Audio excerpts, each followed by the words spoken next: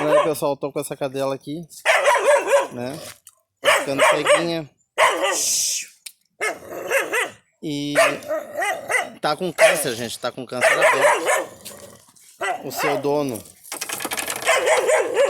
estava internado no hospital, vou passar para outro hospital, gente.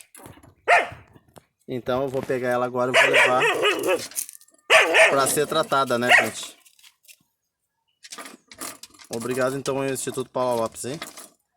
Vamos levar esse cachorrinho para tratar. Vem, amiguinha, vem. Até mais, pessoal.